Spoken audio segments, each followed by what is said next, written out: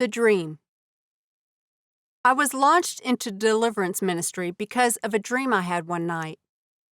This is the dream that propelled me into my destiny and prepared me for the unfolding of what was to take place. It was the first in a series of dreams and visions. Although it was many years ago, it is still so vivid to this day and keeps me anchored in the fight to see souls delivered from the kingdom of darkness. I believe the dream was a divine setup from the Father to give me a hunger to see souls set free from the darkness, the fear, and the resulting pain. He used it to prepare me for what I'm doing today, and I am forever grateful. When you know that you are in the perfect will of God, you can endure many things. While these things are not always easy, He truly does go before us, making the path straight and smooth. This was the dream God gave me all those years ago. I was on the most incredible beach with a calm, warm breeze blowing, and I stopped for just a second to shut my eyes. The beauty and peace of my environment was surreal, and the sound of children at play reached my ears. As I opened my eyes, I looked up, expecting to see children laughing and having fun.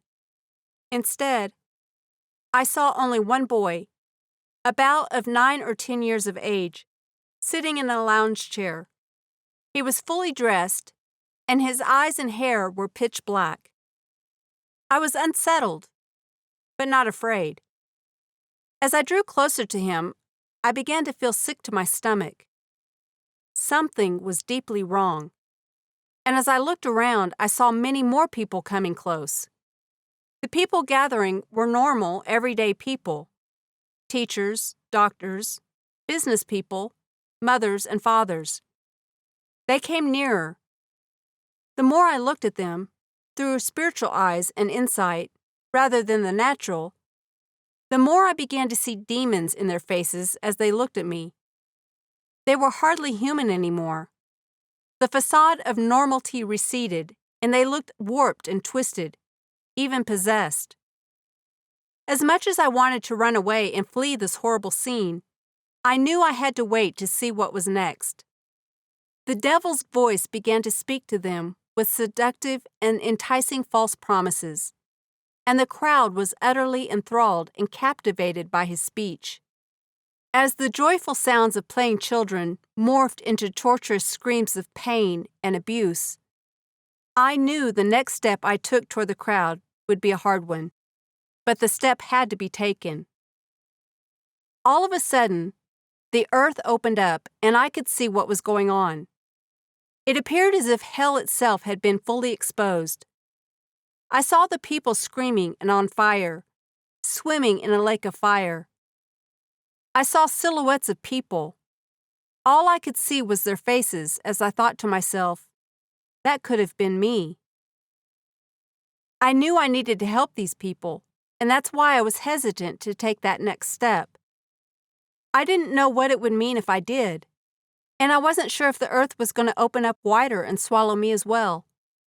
I had a strange presence come around me, and as I looked to my left and to my right, my 2 angels were with me, Bubba and Frank, and I knew in that moment that I would be okay.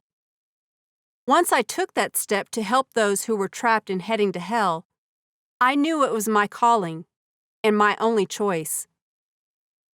When the dream was over, I jumped quickly out of bed. It felt like my heart was coming out of my chest. I could barely breathe. I was so overwhelmed. I knew I was in a crazy dream of pure darkness. Honestly, I was scared to death, but I didn't understand the fullness of what the dream meant. I was under my dining room table for 3 days, praying and trying to understand what was going on. What did I need to do next? On the 3rd day. I knew on the 3rd day what had to be done, and I'm still doing it to this very day.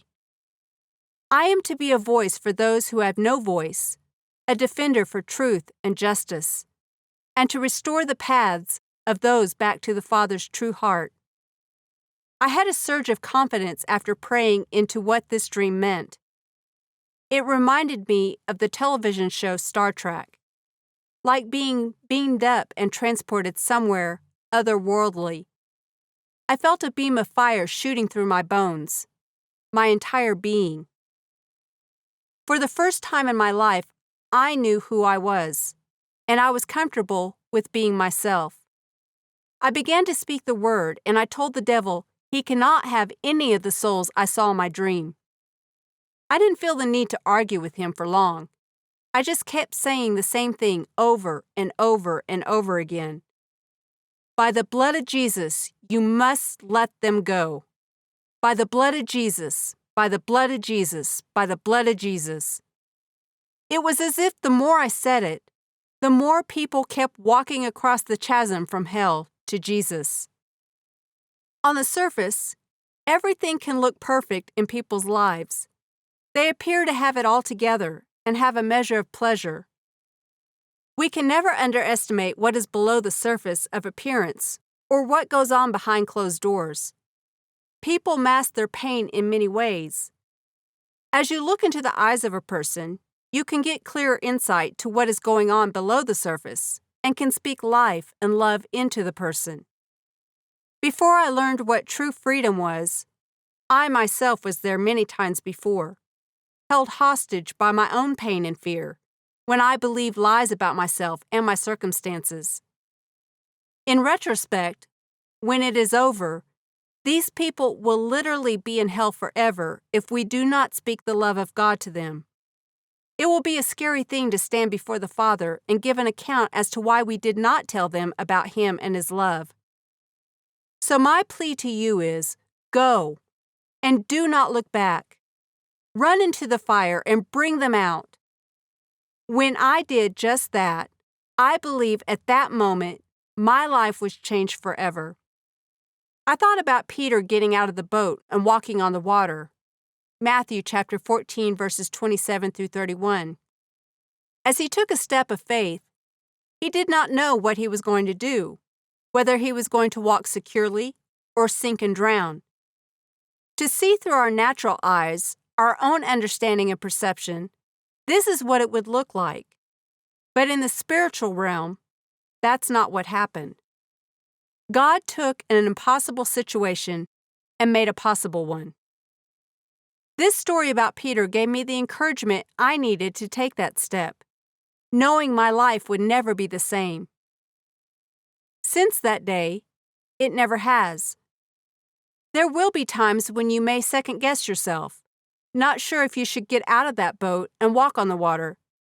But be assured that whatever God is calling you to do, He will equip you to do it. I think sometimes we believe that all of the details, wisdom, and power we need will come to us all at once, or that everything will go according to our own plans. While that is the case sometimes, other times we must simply trust the Lord's prompting and go. He will provide what we need along the journey, and often uses the steps we take along the path to help us learn, grow, and move into our destiny.